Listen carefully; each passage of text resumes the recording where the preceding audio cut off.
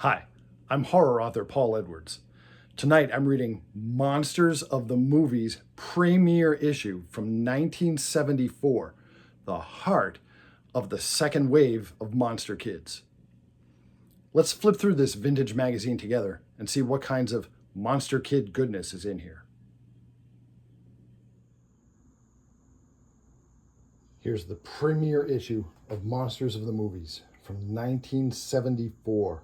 I was 9 years old. I was the prime target audience for this kind of publication. And I've got to say, of all the monster magazines that followed in the footsteps of famous monsters of filmland, Monsters of the Movies really is one of the best. So it's very good that they're starting out their premiere issue with King Kong coverage. And looks like we're also going to get Chaney, Lugosi, Karloff, and Christopher Lee. Okay, should be good. Let's get going. Whoa. Right out of the gate, they're giving us two different Frankenstein monsters. This was from Frankenstein and the Monster from Hell, which was the most recent Hammer Frankenstein movie at the time this came out. And this was the Frankenstein monster, the first time that somebody other than Boris Karloff played him in a Universal Studios movie. That's Lon Chaney Jr., when the Frankenstein monster was covered in sulfur at the beginning of Ghost of Frankenstein. That, I don't know what that is. I can't keep track of everything. Oh, we're going to get some horror comics in here too. You know, as grim as this picture looks, with Bela Lugosi as Dracula and the Frankenstein monster, here played by Glenn Strange, this is actually from a comedy movie. This is from Abbott and Costello Meet Frankenstein.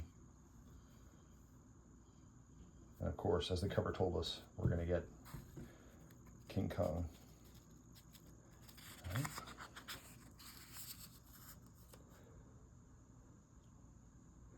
An eerie editorial by our eldritch executive editor. Okay, there's a buzzword in here. H.P. Lovecraft, who was easily the greatest horror writer of at least the first half of the 20th century, he loved to use weird words, unusual, old-timey words. And eldritch is an H.P. Lovecraft word. Eldritch means spooky. And when you're reading Lovecraft and he uses a word like eldritch, you're like, oh, well, I guess this is how people talked 100 years ago. No, this is not how people talked 100 years ago. Eldritch was a weird word 100 years ago, just like it is now. But Lovecraft loved including words like that. I try to include at least one Lovecraftian word in each of my novels. In fact, I have used eldritch. Oh, there's the great Christopher Lee. At the time this magazine came out, Christopher Lee was one of the reigning kings of horror cinema. Him and Vincent Price. All right. King Kong, Monarch of Monsters. I love it. An in-depth analysis.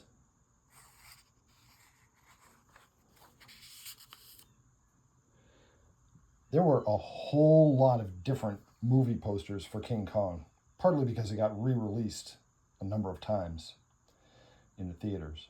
There are a lot. Google original King Kong movie poster. There's a ton of them, a ton.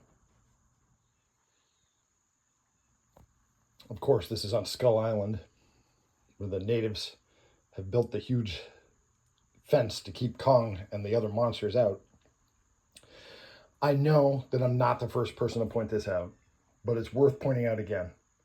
Why would the natives go to all the trouble to build this tremendous fence and put a door in it that Kong and the other monsters can fit through? I like the explanation for that they gave in the movie Kong Skull Island, where the gate is not for keeping Kong out. It's just for keeping the other monsters out.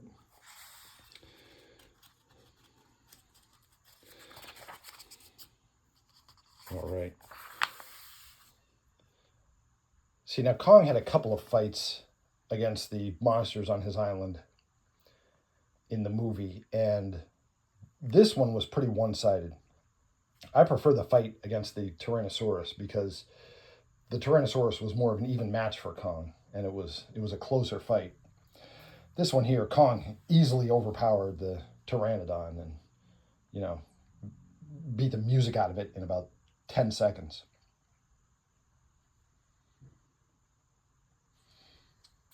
Of course, when the sailors were trying to cross the log bridge over the ravine, Kong shook them off, and they fell to their deaths. There was a scene planned for what happened next to the sailors, which showed at the bottom of the ravine they were eaten by monster insects, but it was considered too gruesome to include in the movie. So, although it was partly made, they wound up editing it out, and unfortunately there's no surviving footage of it.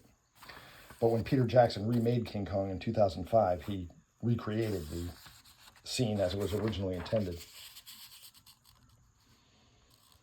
There goes Jack Driscoll and Ann Darrow trying to escape by vine, and Kong is yanking them right up. Robert Armstrong playing Carl Denham. I read an interesting fan theory. If you're up on your classic King Kong, I read an interesting fan theory. So in the first King Kong, 1933, Carl Denham brought Kong to New York, and of course Kong got loose and went on a rampage, and it was a disaster.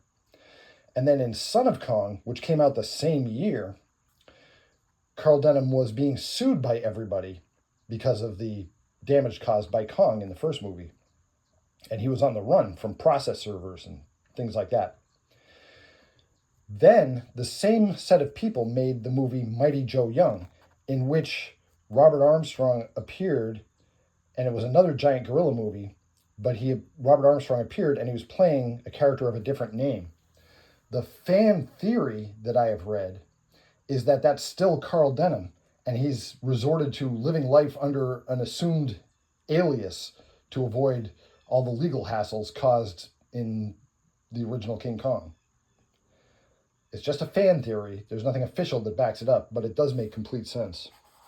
And that would be totally on brand for Carl Denham too.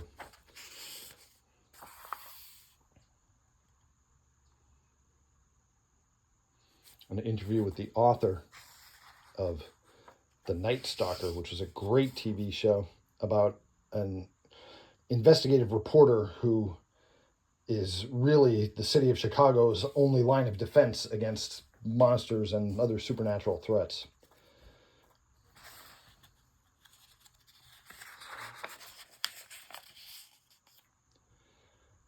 That is the Monster from Hell, from Frankenstein and the Monster from Hell. And he's aptly named. He is freaky. Look closely. By Stan Lee. Okay? These are the joke captions on real monster movie pictures.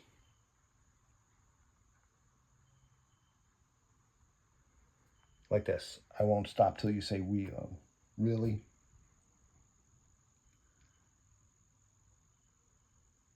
Here's the creature from the Black Lagoon saying, "Being pregnant isn't what bugs me. I don't have Blue Cross." This one here, "Cool it, honey. My parents don't believe in mixed marriages." Oh, brother. Oh, my gosh. This was a parody of a commercial at the time for the Jolly Green Giant. It says, "Us green giants can't be jolly all the time." Check out that monster.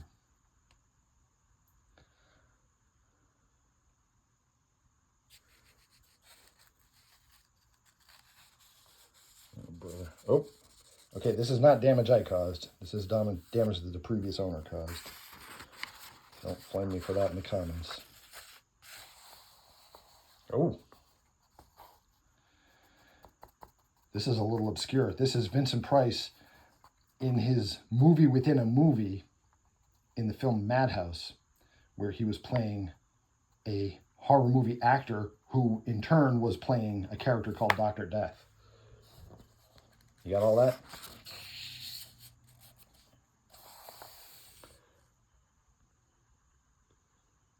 Here's two horror comedies, both of which are worth seeing. Boris Karloff in the 1963 version of The Raven. This was a film that he co-starred against Vincent Price and Peter Lorre. But even better, The Comedy of Terrors with Vincent Price and Peter Lorre and others is freaking hilarious. It's timeless. It's a must-watch every Halloween.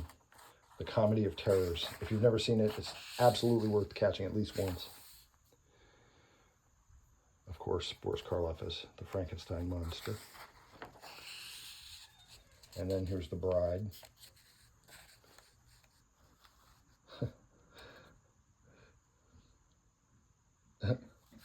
This is a candid taken when they were filming Son of Frankenstein.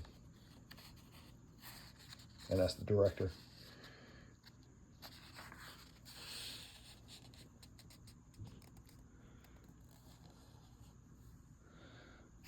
Dr. Neiman and Daniel from House of Frankenstein. Cesar Romero. Oh, Monsters of the Radio. You know, this is sort of an undiscovered goldmine of vintage horror. If you love vintage horror, but you've seen the movies a million times, check out the radio. Radio shows had tons of broadcasts that would appeal to monster fans. There were big popular radio shows that are still remembered well, like Suspense, Inner Sanctum, and of course The Shadow. But there are also a whole bunch of lesser known horror radio shows. One of my favorites is The Witch's Tale. If you ever have time, you can probably find it right here on YouTube.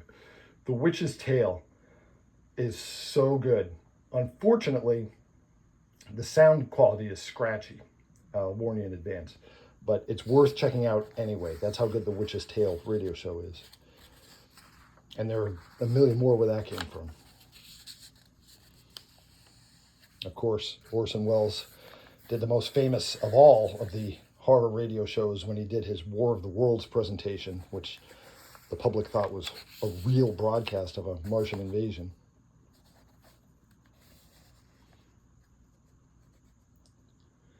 Oh, the Shadow.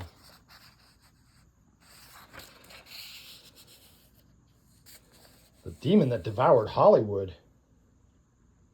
Disney? No, probably not. All right, let's see. Oh, I see. It's horror comics. All right.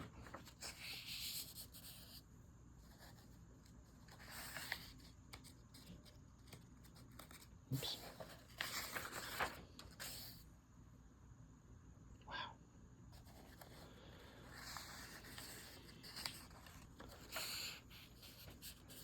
The Weird World of Real Life Monsters.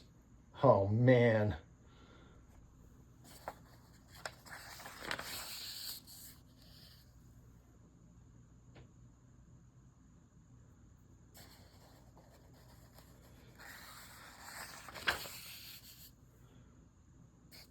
Here's another round of these joke captions on real monster movie pictures. That was Don Rickles. And now for my Ed Sullivan imitation. You can be better than that, Stanley.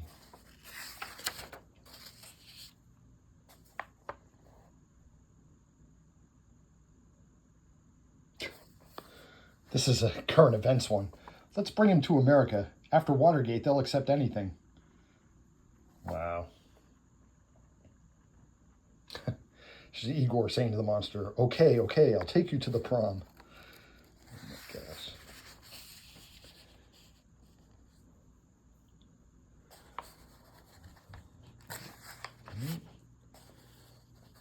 Dracula ripoffs. Oh, well, this is from Mark of the Vampire. I'm not sure that counts as a Dracula ripoff because it was really a remake of an older movie, London After Midnight. But it was Bela Lugosi playing a black-caped vampire, just not Dracula. And the Hammer Dracula movies, I wouldn't say are ripoffs. Those are just a whole new continuity of Dracula stories.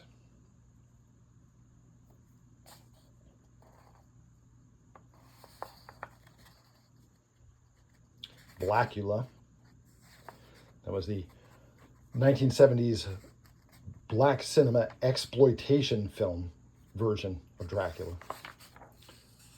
Blackula. And then there was a sequel, Scream, Blackula, Scream.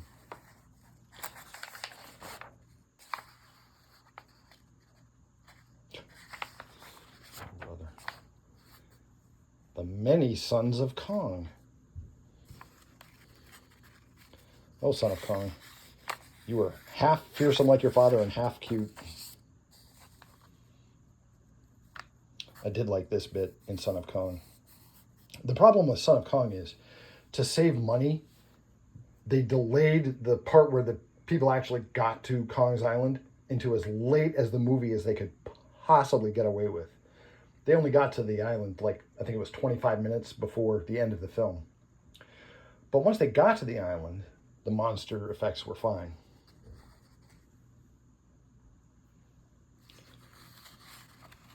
There's the Toho Kong going against Godzilla, of course. Here's the other version of Toho's Kong going against Mechanic Kong. This is from King Kong Escapes, which is easily the goofiest Japanese monster movie ever. It's based on an American Saturday morning King Kong cartoon show. And it has King Kong fighting his robot double. And the Kong outfit in this is not great, but it's a fun movie to watch. I'll tell you this, though. I'll give credit where credit is due to King Kong. Godzilla has been fighting his robot double for like half a century and is still plagued by him. King Kong made a hopeless pile of scrap metal out of his robot double in, I think it was 9 minutes. So, gotta give credit to Kong there. The life story of King Kong. Oh my gosh.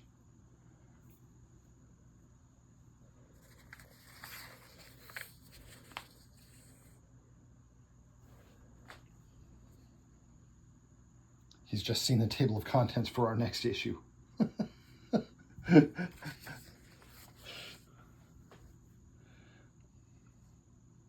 Oh, you can go to LaSalle Extension University. There you go.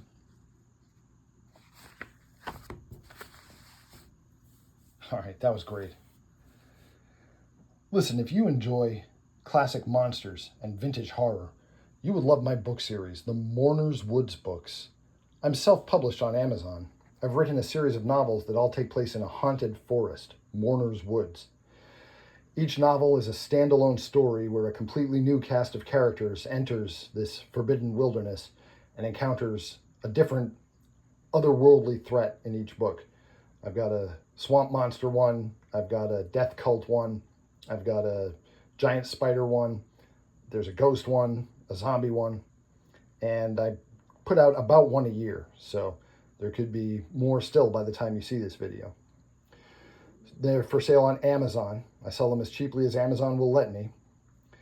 My name again is Paul Edwards. My books are the Mourner's Woods books on Amazon. Thanks for spending some time with me today looking through the premiere issue of Monsters of the Movies.